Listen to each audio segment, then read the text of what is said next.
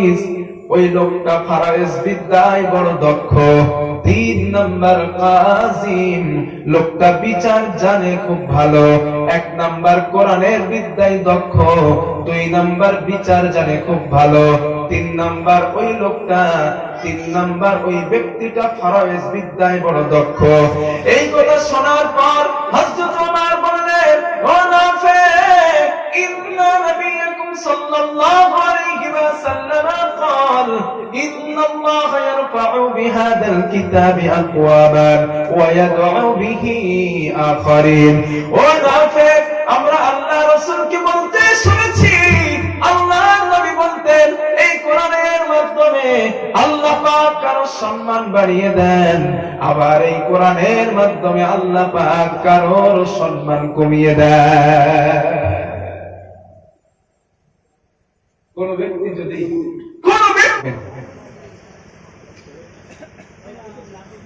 তো আজ ডিসেম্বর মাসের 17 তারিখ,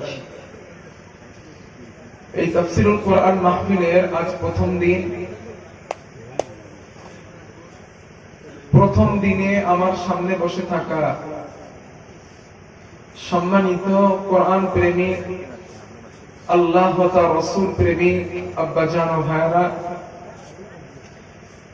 স্টেজে উপবিষ্ট সম্মানীয় অতিথি সকল, তার সঙ্গে বাড়িতে বসে আমার কণ্ঠ শ্রবণকারিণী সম্মানিতা মা এবং বোনেরা,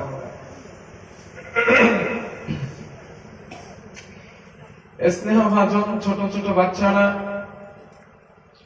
আজ এই তাফসীরুল কোরআন মাহফিলের সম্মানীয় কমিটি সাহেবান বিন্দু, আপনারা আমার ভাষা বুঝতে পারছেন তো? আমি কিন্তু সিলোটি মাত মারতে পারি না ভাই, আমি আমার মাতৃবাংলা, আমি আমার মাতৃভাষায় কথা বলছি। এখন আপনারা যদি আমাকে ধরে পিটুনি দেন, তাও আমার একটা সিলোটি ভাষা আমি বলতে পারতাম না। আমি আমার মাতৃভাষায়, আমাকে আজ সাবজেক্ট দেওয়া হয়েছে জাহান্নাম প্রসঙ্গে, জান্নাত প্রসঙ্গে, কিয়ামতের ভয়াবহতা নিয়ে। এই 3টে সাবজেক্ট 3 দিন দরকার। কথা বুঝেন নাই? তাফসীর মাহফিলে এই 3টে সাবজেক্ট 3 দিন দরকার। একদিন কিয়ামতের মাঠ, একদিন জান্নাত, আর একদিন জাহান্নাম। কিন্তু 3টাই একদিনে দিয়েছে যে হুজুর 3 দিন তো আপনি থাকবেন না, একদিনে সব দিয়ে দেন। এখন সবগুলো একটু একটু করে দিলে আপনারা বুঝবেন কিনা আমি এটাই ভাবছি।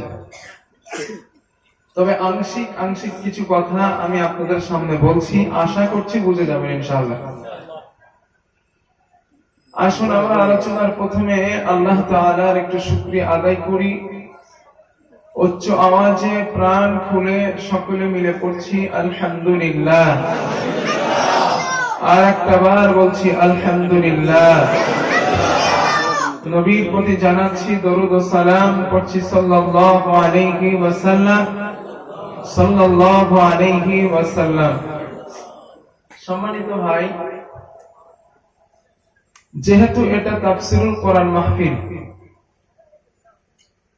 সেহেতু আমি আমার আলোচ্য বিষয়ের আগে কোরআন নিয়ে কিছু কথা বলছি। যেহেতু তাফসীর মাহফিল, এই জন্য কোরআন নিয়ে কিছু তথ্য আমি একটু আগে শোনাই আপনাদের। আর আজকে আমার প্রথম দিন, দ্বিতীয় দিন হলে হয়তো বলতাম না, প্রথম দিন বলেই বলছি। যে মাহফিলটা আমার যুবক ভাইয়েরা কায়েম করেছেন, ইন্তজাম করেছেন, এই মাহফিলের গুরুত্ব সীমিত নয়। কারণ এটা এমন একটা কিতাবের মাহফিল, যেই কোরআন, যেই কিতাবটা দেখলে সওয়াব, পড়লে সওয়াব, শুনলে সওয়াব, স্পর্শ করলেও সওয়াব। আমার কথা বুঝতে পারছেন তো আপনারা? না বুঝলে একটু বলবেন অবশ্যই। পৃথিবীতে এমন আর একখানা কিতাব নেই যেই কিতাব দেখলে সওয়াব হয়, পড়লে সওয়াব হয়, শুনলে সওয়াব হয়, স্পর্শ করলেও সওয়াব হয়। এমন একখানা কিতাব পৃথিবীতে কি আছে? আর জোরে বলেন, আর নেই, আছে একখানা কিতাব, কিতাবটার নাম কি? আল কোরআন। পৃথিবীর মানুষের ভাগ্য বদলায় দিতে পারে, চেঞ্জ করে দিতে পারে, পৃথিবীর মানুষের ভাগ্যকে পরিবর্তন করতে পারে, জিরো থেকে হিরো বানাতে পারে, ফকির থেকে আমির বানাতে পারে, অসম্মানীয় থেকে সম্মানীয় বানাতে পারে একটা কিতাব, তার নাম কি? আল কোরআন। এই কথাটা শুধু আমার নয়,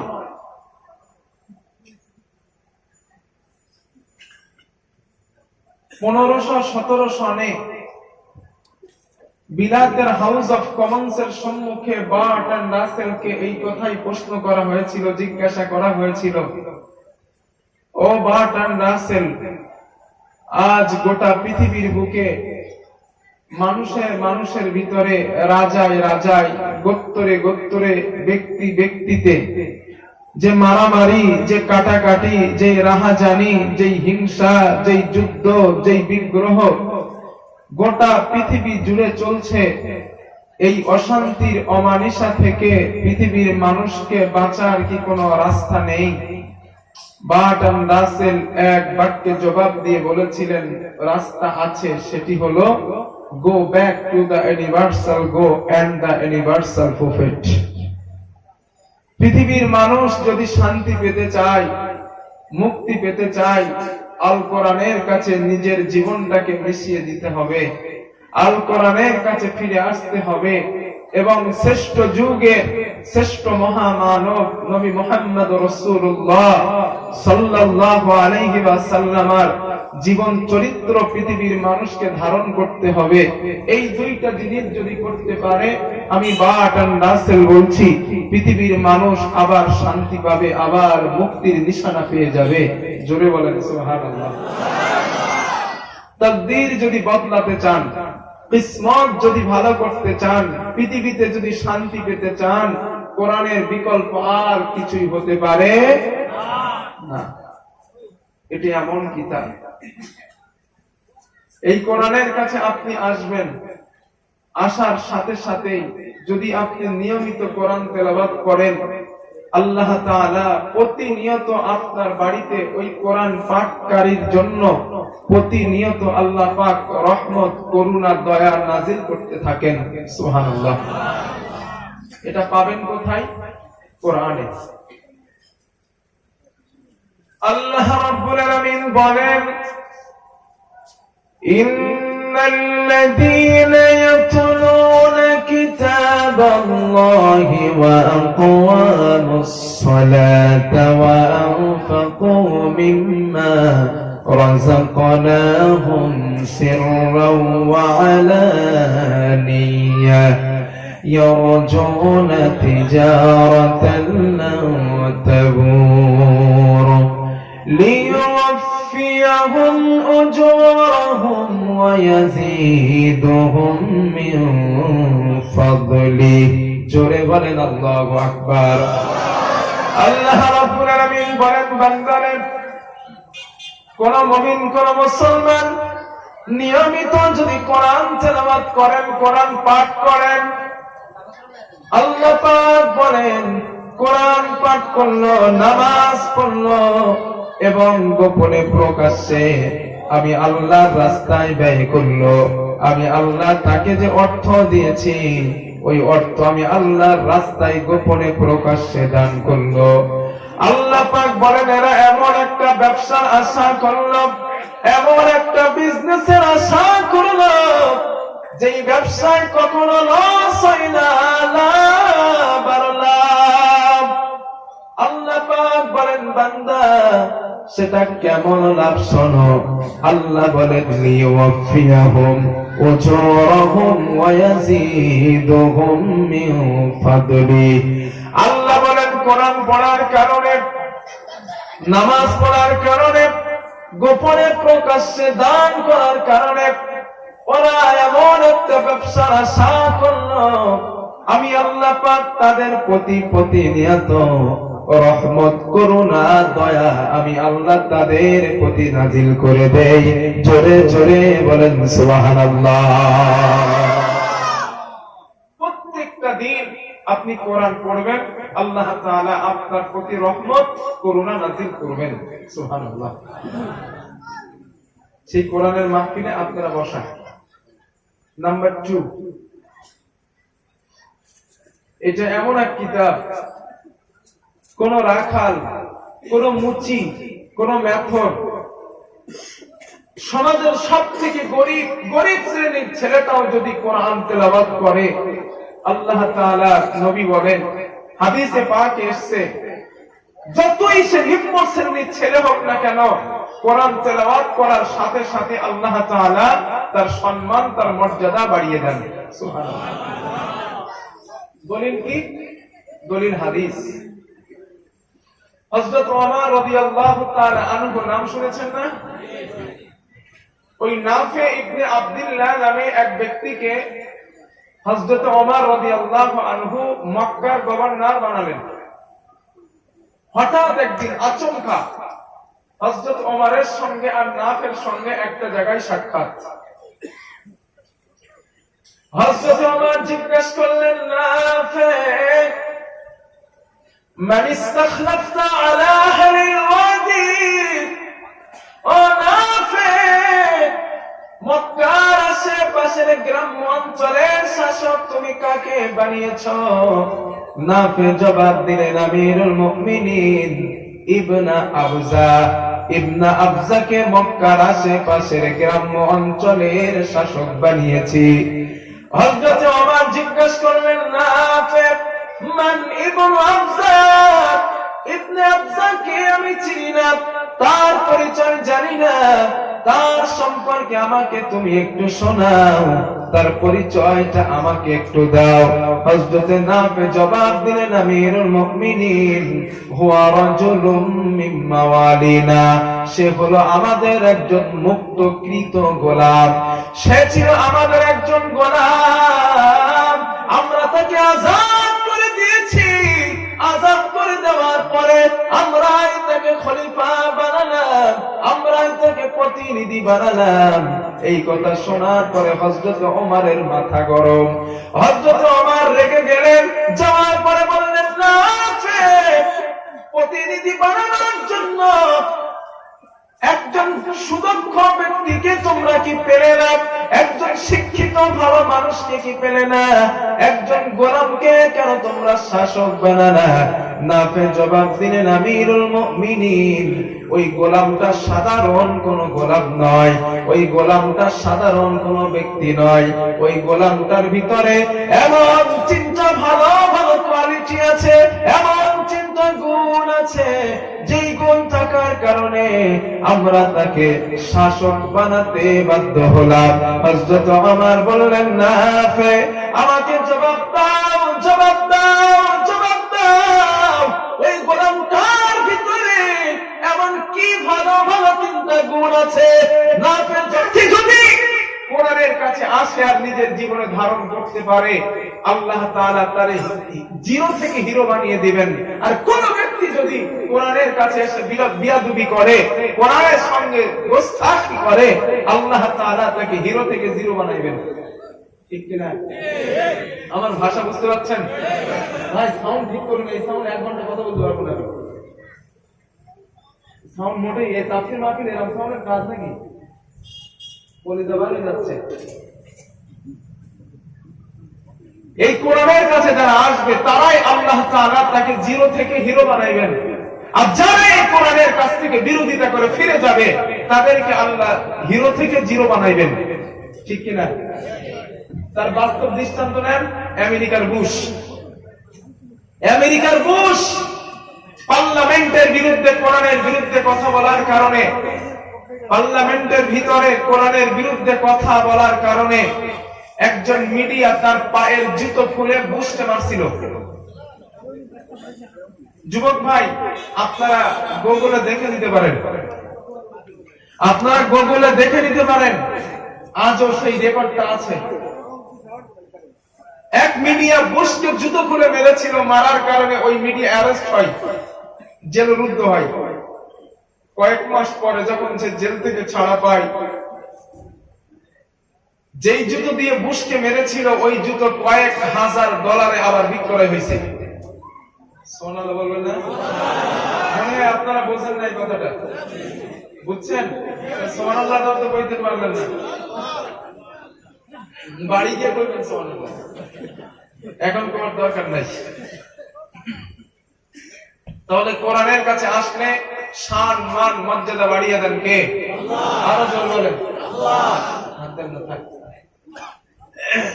দুই নাম্বার 3, এই কোরআন যদি কেউ শিখতে যায় তার মান মর্যাদা কতটা বেশি আল্লাহর নবী বলেন। নাম্বার 3, এই কথাগুলো কেন বলছি জানেন? এই তাফসীর মাহফিলে না হলে বলতাম না।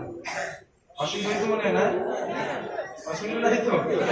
যেহেতু আজ তাফসীর মাহফিলের সূচনা আর আমাকে দিয়ে আপনারা করাইতেছেন বাইরের বক্তার ভিতরে, এই জন্য কথাগুলো বলছি যাতে আপনাদের এই তাফসীর মাহফিলের প্রতি, কোরআনের প্রতি আকর্ষণটা বৃদ্ধি হয়। কথা বুঝতে পেরেছেন? নাম্বার 3, আল্লাহর নবী বলেন, আল্লাহ রাসূল বলেন, ফাওয়াল্লাযী নাফসু মুহাম্মাদিন বিয়াদিহি, আল্লাহর নবী বলেন পৃথিবীর জমিনে আমি আল্লাহর নবী আল্লাহর নামে শপথ করে বলছি, আল্লাহর নামের কসম করে বলছি, কসম করে বলছি, কসম করে বলছি, মা মিন মুতাআল্লিমিন ইখতালিফু বাবি আলিমিন, এমন কোন ব্যক্তি পৃথিবীতে নাই, এমন কোন আল্লাহর বান্দা নাই যে ব্যক্তিটা কোরআন শেখার জন্য মাদ্রাসায় চলে যায়, মসজিদের হুজুরের কাছে চলে যায়, হুজুর আমি কোরআন জানি না, আল্লাহর রাস্তায় আমাকে কোরআনটা শিখিয়ে দিন, মুখের দাড়িটা পেকে গিয়েছে, জানি না কবে মরি কবে বাঁচি, আল্লাহর রাস্তায় কোরআনটা আপনি আমাকে শিখিয়ে দেন। আল্লাহর নবী বলেন যেই ব্যক্তিটা কোরআন শিখতে গেল, ইল্লা কাতাবাল্লাহু লাহু বিকুল্লি কদামিন ইবাদাতা সানাতিন, আল্লাহর নবী বলেন একটা মানুষ একটা দিন নয়, দুইটা দিন নয়, তিনটা দিন নয়, একটা না 365টা দিন নফল ইবাদত করলো, সারা রাত নফল নামাজ পড়লো, সারা দিন নফল রোজা রাখলো, একটানা 365টা দিন ইবাদত করলে যতটা সওয়াব হয়, যেই ব্যক্তি কোরআন শিখতে যায় ওর প্রতিটা কদমের বিনিময় আল্লাহ এক বছরের ইবাদতের সওয়াব লিখে দেয়। আল্লাহ নবী বলেন 2 নাম্বার, ওয়াকাদামিন মাদিনাতুন ফিল জান্নাত, যে ব্যক্তি কোরআন শেখার জন্য চলে যায় ওর প্রতিটা কদমের বিনিময় আল্লাহর নবী বলেন জান্নাতে বিরাট বড় বড় একটা সিটি নির্মাণ হয়ে যায়। 3 নাম্বার নবী বলেন ওয়াতাস্তাগফিরু লাহু মান ফিল আরদ, জমিনে যারা বিচরণ করছে, গাছের পাখিগুলো, আপনাদের বাড়িতে গৃহপালিত পশু যেগুলো আছে ওই পশুগুলো পর্যন্ত, আপনাদের ফিশারিতে যে মাছগুলো আছে ওই মাছগুলো পর্যন্ত ওই কোরআন শেখা ব্যক্তির জন্য আল্লাহর কাছে মাগফিরাত কামনা করেন। ও আমার আল্লাহ, এই বান্দার যদি কোনো অপরাধ হয়ে যায়, বান্দার যদি কোনো ভুল হয়ে যায়, আল্লাহ তুমি তাকে মাফ করে দাও, আল্লাহ তুমি তাকে ক্ষমা করে দাও। আল্লাহর নবী বলেন ওয়ায়ুমসি ওয়াইসবিহু মাগফুরাল্লাহ, সকাল আর সন্ধ্যা এই তালিবুল ইলমের কোরআন শেখা ব্যক্তির আমলনামা পরিষ্কার করে দেওয়া হয়, এর গুনাহগুলো আল্লাহ পাক মাফ করে দেন।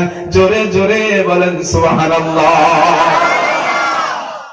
5 নাম্বার নবী বলেন ওয়াশাহিদাত লাহুল মালাইকাতু বিআন্নাকুম মুতাকাউল্লাহি মিনান নার মিনান নার মিনান নার, ফেরেশতারা সাক্ষী দেন এই সব কোরআন শিখতে যাওয়া ব্যক্তিগুলি আল্লাহর পক্ষ থেকে জাহান্নাম থেকে মুক্তি প্রাপ্ত ব্যক্তি। জোরে জোরে বলেন সুবহানাল্লাহ। নারে তাকবীর। নাম্বার 1, এক কদমের বিনিময় 1 বছর নফল ইবাদতের সওয়াব। নাম্বার 2, জান্নাতে এক একটা কদমের বিনিময় সিটি নির্মাণ। নাম্বার 3, পৃথিবীর প্রাণীগুলো আপনার জন্য মাগফিরাত করে। নাম্বার 4, সকাল সন্ধ্যা আমলনামা পরিষ্কার হয়ে যায়। নাম্বার 5, ফেরেশতারা সাক্ষী দেন ওই কোরআন শিখতে যাওয়া ব্যক্তিগুলি আল্লাহর পক্ষ থেকে জাহান্নাম থেকে মুক্তি প্রাপ্ত। সুবহানাল্লাহ। মুখের দাড়িটা পেকে গেছে তো কি হয়েছে? শিক্ষার কোনো শেষ নাই। মরার আগে কোরআনটা একটু শিখেই কবরে যান। যদি কোরআন শিখতে শিখতে মরে যান, এই হাদিসের বক্তব্য অনুযায়ী, ব্যাখ্যা অনুযায়ী আল্লাহ আপনার গুনাহ মাফ করিয়ে নিয়েই জান্নাতে দেবেন, মৃত্যু দেবেন। একটু শেখেন। সব পড়তে পারেন, বাংলা পড়তে পারেন, ইংরেজি পড়তে পারেন, হিন্দি পড়তে পারেন, বলতেও পারেন, কোরআনটা পড়তে পারেন না। মুসলিম সন্তান কেন আপনি পড়তে পারেন না? একটু পড়াশোনা করে দেখেন। যারা অমুসলিম, বিভিন্ন ধর্মের মানুষ, যারা ইসলাম ধর্মের মানুষ না, অন্য ধর্মের মানুষ, তারা বিভিন্ন বৈজ্ঞানিক, বিভিন্ন ডাক্তার, মাস্টার, তাদের লাইফ উন্নত হচ্ছে কেন? তাদের পিছনের ব্যাকগ্রাউন্ড খুঁজে দেখেন। তারা আল্লাহর কোরআন নিয়ে রিসার্চ করে, গবেষণা করে। এজন্যই তো বিজ্ঞানীরা এই কথা আজ বলতে স্বীকার বাধ্য হয়েছে, সায়েন্টিফিক এডস ইন দা হলি কোরআন। এই কোরআনের সমস্ত কথাই বিজ্ঞানসম্মত কথা। একটা কথা এই কোরআনের ভিতরে অবৈজ্ঞানিক কথা আল্লাহ তাআলা দেন নাই। সুবহানাল্লাহ। কপাল পোড়া মুসলমান আমরা, কপাল পোড়া মুসলমান যে কোরআনটা একটু পড়িও না, বুঝিও না। ঠিক বলছি না ভুল বলছি ভাই? এই হচ্ছে আমাদের অবস্থা। 5 নাম্বার, আল্লাহর নবী কোরআন সম্পর্কে বলেন, قال رسول الله صلى الله عليه وسلم يقال لصاحبك القرآن। আল্লাহর নবী বলেন, কিয়ামতের দিন কোরআন ওয়ালার সঙ্গে সাক্ষাৎ করে বলবে, হাল তাআরিফুনি, ও মানুষ তুমি আমাকে কি চিনতে পারছো? তুমি আমাকে কি চেনো? ওই ব্যক্তি জবাব দিবে, না না, আমি তো আপনাকে চিনি না। আল্লাহর কোরআন জবাব দিবে, না সাহিবুকাল কোরআন, আমি তোমার দুনিয়ার সাথী আল কোরআন আল্লাযী আসবাহতুকা ফিল হাওয়াজিদ। রমজান মাসে দিনের বেলা আমি তোমাকে খাইতে দেই নাই, ওয়াসহারতু লাইলাতাক, রাতের বেলা তোমাকে আমি ঘুমাতে দেই নাই। আল্লাহর নবী বলেন, ফায়ুতাল মুলকু বিয়ামিনিহি, হাফেজে কোরআনের ডান হাতে আল্লাহ জান্নাতের বাদশাহী দিয়ে দিবে। ওয়াল খুলবা বিয়াসারিহি, হাফেজে কোরআনের বাম হাতে আল্লাহ জান্নাতি বসবাসের চিরস্থায়ী সার্টিফিকেট দিয়ে দিবেন। আল্লাহর নবী বলেন, ওয়ায়ুদাউ আলা রাসিহি তাজুর ওয়াকার, হাফেজে কোরআনের মাথায় আল্লাহ সম্মানের মুকুট পরিয়ে দিবেন। তার গায়ে সম্মানের জামা পরানো হবে, সম্মানের জামা পরানো হবে। আল্লাহর নবী বলেন, শুধু তাই নয়, তার বাবা মাকে আল্লাহ পাক 2 জোড়া জান্নাতের জামা পরিয়ে দেবেন। বাবা মা বলবেন, বিমা কুসিনা হাদিহি, এই সম্মান আমাদের কেন দেওয়া হয়েছে? দুনিয়ার জমিনে এমন ভালো কাজ তো আমরা করি নাই, এমন নেক কাজ তো আমরা করি নাই, এই সম্মান আমাদের কেন দেওয়া হয়েছে? আল্লাহর পক্ষ থেকে জবাব আসবে, লিআখতি ওয়ালাদিকুমুল কোরআন, তোমাদের সন্তান দুনিয়ায় কোরআন পড়ার কারণে এই মর্যাদা আল্লাহ তোমাদের দিয়ে দিয়েছে। ও মুসলমান ইমানদার, নিজে কোরআনটা পড়েন, সন্তানকে শেখান।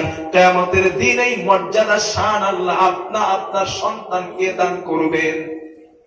কথা বুঝেছেন? সারা জীবন তাফসীর মাহফিলে বক্তব্য শুনলেন, কোরআন পড়তে পারেন না, শোনার কোনো দাম নাই। কথা বুঝেছেন? তাফসীর মাহফিল দেওয়ার উদ্দেশ্য হলো যেন আমি আর আপনি কোরআনটা বুঝি, কোরআনটা জানি, কোরআনটা পড়তে পারি। ঠিক কিনা? এরপরেও যদি বল, না হুজুর আমি পড়বো না, আপনার কি করার আছে করেন, আমার কিছু করার নেই। কথা বোঝেন নাই? হুজুর আমি পড়তামই না, আপনার কি করার আছে করেন, আমার কিছু করার নাই। আপনি পড়বেন না, আপনার কপাল পড়াইলেন। আপনি পড়বেন না, আপনার তকদীর পড়াইলেন। আপনি পড়েছেন তো আপনার রাস্তা আপনি ভালো করেছেন। ওয়ালা তাযিরু ওয়াজিরাতুন বিজরা উখরা, আপনার বোঝা আমি বহন করব না, আমার বোঝা আপনি বহন করবেন না, যার বোঝা তাকে বহন করতে হবে কিয়ামতের দিন। বুঝতে পারছেন? এই জন্য আবার বলি ভাই, তাফসীর মাহফিলে এত মানুষ উপস্থিত আছেন, মেহেরবানি করে বলছি কোরআনটা একটু শেখেন। যারা জানেন না একটু কোরআনটা শেখেন। এখন বাংলা তাফসীর বার হয়েছে, তাফসীর ইবনে কাসিরের মতো তাফসীর বাংলায় ট্রান্সলেশন হয়ে গেছে। বাড়িতে যখন সময় পান, উপন্যাসটা না পড়ে, গল্পের বই না পড়ে, একটু কোরআনের তাফসীরটা পড়েন। কোরআনের তাফসীরটা পড়েন, কিভাবে পৃথিবীতে চলতে হবে, কিভাবে থাকলে আমি শান্তি পাবো, কোথায় গেলে মুক্তি পাবো, শান্তি পাবো, জীবন জিজ্ঞাসার জবাব পাবো। কোরআন পড়েন, তাফসীর পড়েন, আল্লাহ পাক আপনার রাস্তা খুলে দিবেন।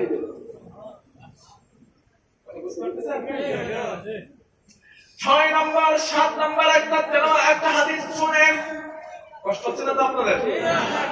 এইগুলো বলার পরে আমি আমার সাবজেক্ট আলোচনা করতেছি।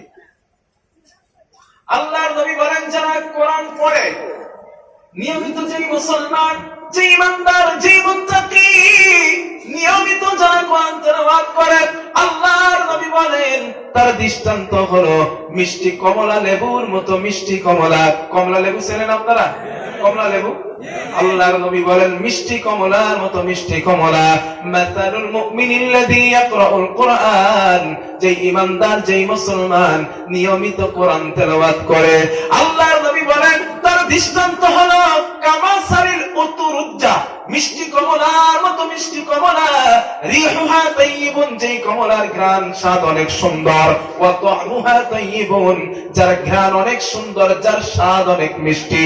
আল্লাহর নবী বলেন যে ইমানদার, যে মুসলমান নিয়মিত কোরআন তেলাওয়াত করলো, আল্লাহর কাছে তার দৃষ্টান্ত হলো মিষ্টি কমলা লেবুর মতো, যার ঘ্রাণ হয়ে যায়, যার স্বাদ হয়ে যায়। জোরে জোরে বলেন সুবহানাল্লাহ। এরপরে আল্লাহর নবী বলেন ওয়া মাসালুল মুমিনিল্লাযী লা ইয়াকরাউল কুরআন, যে ইমানদার, যে মুসলমান কোরআন পড়ে না, তার দৃষ্টান্ত হলো কামাসালিল তামরা, খেজুরের মতো। আল্লাহর নবী বলেন খেজুরের কোনো ঘ্রাণ নাই, কিন্তু খেজুরের স্বাদ আছে। ঠিক কিনা? খেজুরের স্বাদ আছে। আল্লাহর নবী বলেন কোরআন না পড়ার কারণে ওই ইমানদারের কোনো ঘ্রাণ নাই, কিন্তু ঈমান থাকার কারণে স্বাদ আছে। আল্লাহ এই তাফসীরুল কোরআন মাহফিল থেকে আমাদেরকে যেন মিষ্টি কমলার মতো কমলা হবার তৌফিক দেন। জোরে জোরে বলেন আমিন। 8 নম্বরে সর্বশেষ আরেকটা ফজিলত শোনাই। আপনাদের আসামের মুখ্যমন্ত্রী যিনি, ওনার নাম হচ্ছে ডক্টর হিমন্ত বিশ্ব শর্মা, না? এখন ধরেই নেন, আমি এক্সাম্পল দিয়ে বলছি, ডক্টর হিমন্ত বিশ্ব শর্মার পরিবারের কোন ব্যক্তি বা তারা কোন আস্থা ভাজন যদি আপনাদের এখানে আসে, আপনারা তারা দেখতে যাবেন না? নিশ্চয়ই যাইবেন। আবার তার সঙ্গে পুলিশও থাকবে, র্যাব থাকবে, পুলিশ তাকে স্যালুট দিবে। ঠিক কিনা? কেন দিবে? কারণ সে মুখ্যমন্ত্রীর আস্থা ভাজন। পৃথিবীতে মুখ্যমন্ত্রীর আস্থা ভাজন হওয়ার কারণে প্রশাসনিক ভাইয়েরা তাদেরকে স্যালুট দেয়, সম্মান দেয়, তাদেরকে সেফ দেয়। ঠিক কিনা? এবার হাদিসটা শোনেন। আল্লাহর নবী বলেন পৃথিবীতে কিছু মানুষ আছে যারা আল্লাহর পরিবার, আল্লাহর আস্থা ভাজন। সুবহানাল্লাহ। আল্লাহর নবী বলেন ইন্না লিল্লাহি আহলিনা মিনান নাস। আল্লাহর নবী বলেন পৃথিবীর মানুষের ভিতরে এমন কিছু মানুষ আছে যারা আল্লাহর পরিবার, আল্লাহর পরিবার, আল্লাহর পরিবার। সাহাবারা জিজ্ঞাসা করলেন মান হুম ইয়া রাসূলুল্লাহ, আল্লাহর পরিবার কারা ইয়া রাসূলুল্লাহ, আপনি আমাদের বলেন। আল্লাহর নবী বললেন আহলুল কোরআন হুম আহলুল্লাহ ওয়া খাসাতুহু, আল্লাহর পরিবার হলো তারা, দুনিয়ায় কোরআন ওয়ালা হলো যারা। জোরে জোরে বলেন সুবহানাল্লাহ। দুনিয়ার জমিনে হিমন্ত বিশ্ব শর্মা আস্থা ভাজন হওয়ার কারণে প্রশাসন তাকে স্যালুট দেয়। আর আপনি যদি আল্লাহর আস্থা ভাজন হয়ে যান কোরআন পড়ার কারণে, কিয়ামতের দিন ফেরেশতারা আপনারে স্যালুট দিবে। তাহলে তো সুবহানাল্লাহ বলতে পারেন না? এইবার বলেন আগামী বছর থেকে তাফসীর মাহফিল কায়েম করবেন, কোরআন শিখবেন না শিখবেন না? যেই কয়টা হাদিস বললাম এই হাদিসগুলো মাথার ভিতরে গেছে ভাই? যদি যায় আমার আলোচনা করা সার্থক। আর যদি বলেন না হুজুর কিছু যায় না, এই কারণে শুনতেছি বার করতেছি, তার সমস্যা নাই, আমার সময় যত সময় বইটা যাবো কেন। আল্লাহ তাআলা কোরআনের সঙ্গে আমাদের থাকার তৌফিক দেন, বলেন আমিন। আরো জোরে বলেন আমিন। কোরআন যেন আমাদের জীবনে জীবন মরণ হিসাবে আল্লাহ তাআলা কবুল করেন। জোরে বলেন আমিন, আর জোরে বলেন আমিন। অধিকার চাও যদি জীবনে মরণে, ফিরে চাও খুঁজে নাও চোখ রাখো কোরআনে। সমাধান চাও যদি জীবনে মরণে, ফিরে চাও খুঁজে নাও চোখ রাখো কোরআনে। সমাধান চাও যদি জীবনে মরণে, ফিরে চাও খুঁজে নাও চোখ রাখো কোরআনে। এতেই পাবে সুখ শান্তির ঠিকানা, এতেই পাবে সুখ শান্তির ঠিকানা, যদি মেনে নাও তুমি মনে প্রাণে। সমাধান সমাধান চাও যদি জীবনে মরণে, ফিরে চাও খুঁজে নাও চোখ রাখো কোরআনে। সমাধান ঠিক কিনা বলেন? এ যে চিরবাণী চির অভিধান, এ যে চিরবাণী খোদারি কালামে পাক। এই দুনিয়ায় ওই দুনিয়া, এই দুনিয়ায় ওই দুনিয়া, শান্তি পাবে তুমি দোজাহানে। সমাধান সমাধান চাও যদি জীবনে মরণে, ফিরে চাও খুঁজে নাও চোখ রাখো কোরআনে। সমাধান চাও যদি জীবনে মরণে, ফিরে চাও খুঁজে নাও চোখ রাখো কোরআনে। কোরআনকে আমাদের জীবনের সাথী বানানোর তৌফিক দেন, বলেন আমিন, আর জোরে বলেন আমিন। আরো অনেক কথা ছিল, অনেক হাদিস ছিল, কিন্তু বলার সময় নেই। জাস্ট কিছুটা বললাম যাতে আপনাদের ঈমানটা একটু মজবুত হয়। প্রথম দিন লাস্টের দিন হলো হয়তো বলতে হবে। এবার আসেন আমার দেওয়া যে সাবজেক্ট, আমাকে আপনারা যে সাবজেক্ট দিয়েছেন, আমি ওই সাবজেক্টের উপরে কথা বলি। আচ্ছা, আমার আব্দুল্লাহ নোমান আছে না? আব্দুল্লাহ নোমান ভাই আছে আমার পরে? আমার পরে আব্দুল্লাহ নোমান আছে, উনি কোথায় আসবেন? এসে গেছে, বলবেন কটা টাইম করে সেটা কটা? এখানে তো টাইমও দেওয়া নেই। তাফসীর মাহফিলের হ্যান্ডবিল একটা কথা বলি আপনাদের। তাফসীর মাহফিলের হ্যান্ডবিল যেটা করবেন, ওখানে আলোচকের সাবজেক্টটা লিখে দিবেন।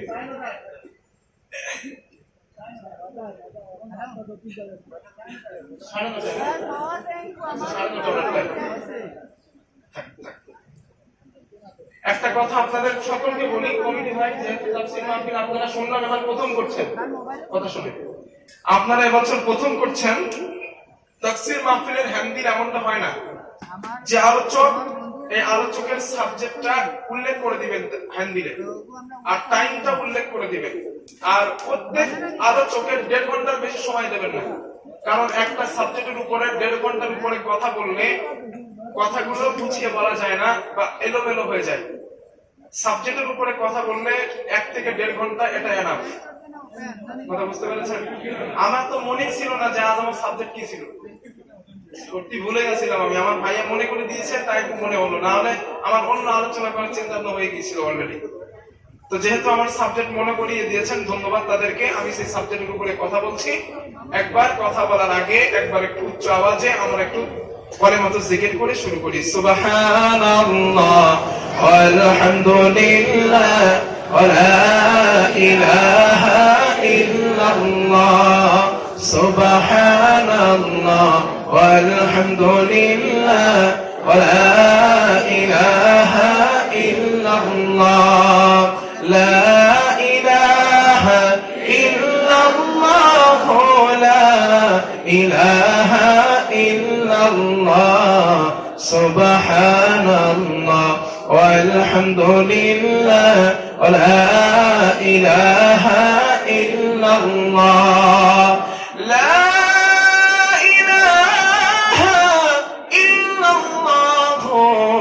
মুহাম্মাদুর রাসূলুল্লাহ সাল্লাল্লাহু আলাইহি ওয়াসাল্লাম। আল্লাহ তাআলা বলেন, আমরা এখানে যত মানুষ আছি আমরা